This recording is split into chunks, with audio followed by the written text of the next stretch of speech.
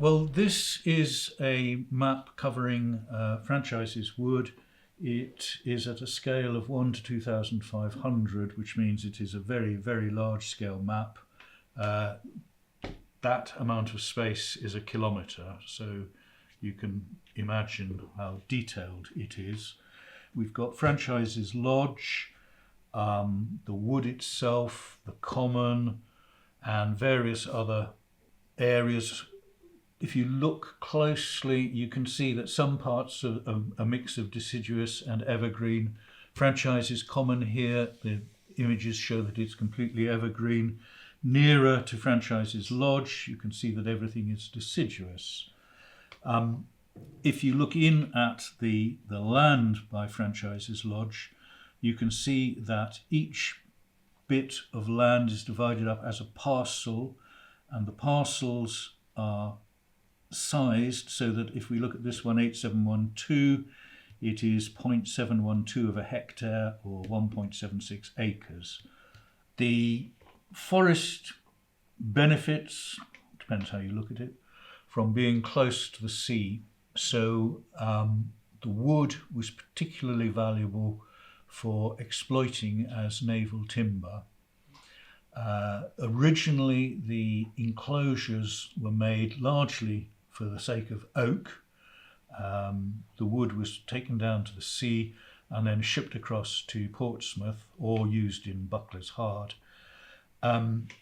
Later, particularly after the First World War, when there was a general shortage of wood, the evergreen woods were planted because that was quick growth and the kind of wood that was needed at the time.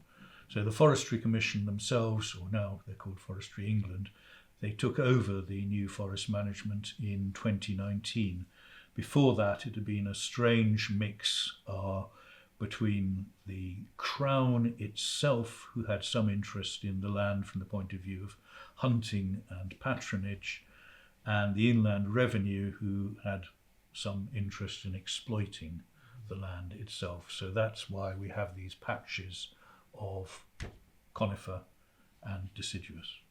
This is a particularly lovely map, and it is unique in terms of its annotations. It covers the same area of franchises wood, plus a little bit more. It's 6 inches to the mile in scale, so it is very nearly a quarter of the scale of the first map, but it is nonetheless actually a very large scale map. What's interesting about this map is that it was annotated by a man called Arthur Clarke, known as Nobby Clarke. And he was interested in particular in two things. He was interested in place names, and also he was fascinated by early roads, in particular Roman roads. He was in fact the last archaeological officer to be employed by the Ordnance Survey. And he, as well as drawing the line of various Roman roads and early roads along here, which is quite interesting in that they follow the boundary of the New Forest in many places, or I suppose they mark it in fact. He added names of various places that he was worried the names might just vanish.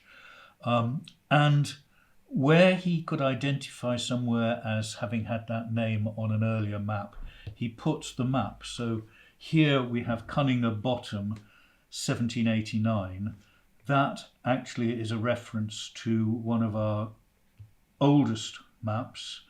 It was created in 1789 for the benefit of Parliament, who were inquiring into the rather parlous state of the forest, because things in terms of organisation for naval timber had fallen apart. There was great conflict between the interests of the Crown in terms of having it as a place for pleasure and for handing out patronage, and the requirements of the revenue who needed the wood for the shipping. So there was this inquiry into the state of the forest in 1787, and in 1789 a map of large scale, 4 inches to the mile, which is really quite a considerable achievement, was created, identifying where land had been encroached, where there were enclosures, which bits were open to the commoners.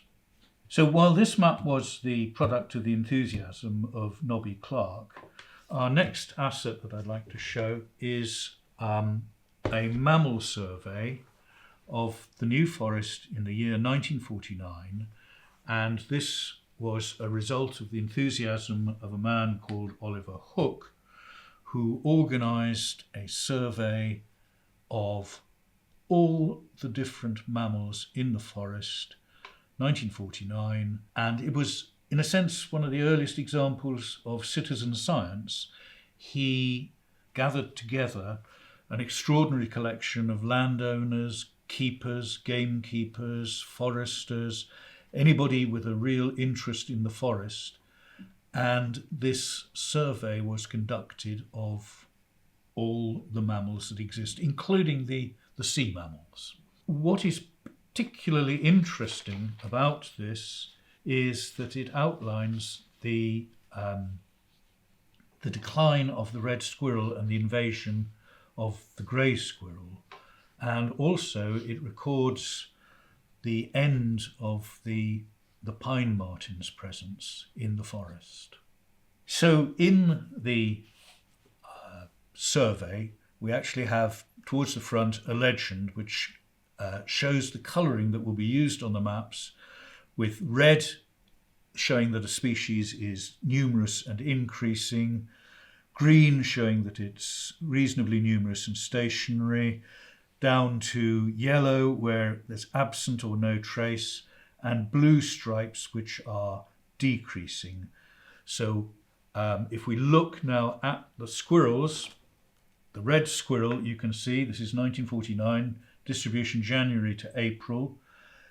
It is stable in one place just north of Minstead, and in the rest of the forest where it is yellow it is not to be found at all, and where it is the blue stripe it is decreasing rapidly.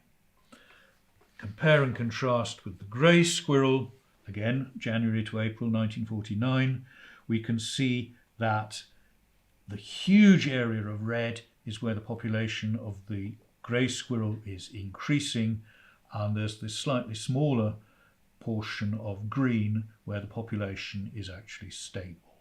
Returning to maps, this one here is our oldest. It was created by a character called Ogleby. This section here is part of the route from London to Poole, and we have it because the route for a short while passes through the New Forest.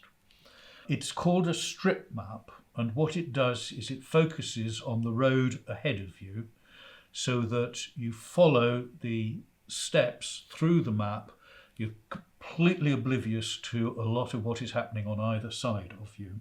Each strip has a compass rose to show what direction the road is going in, and there are points of interest along the way everywhere.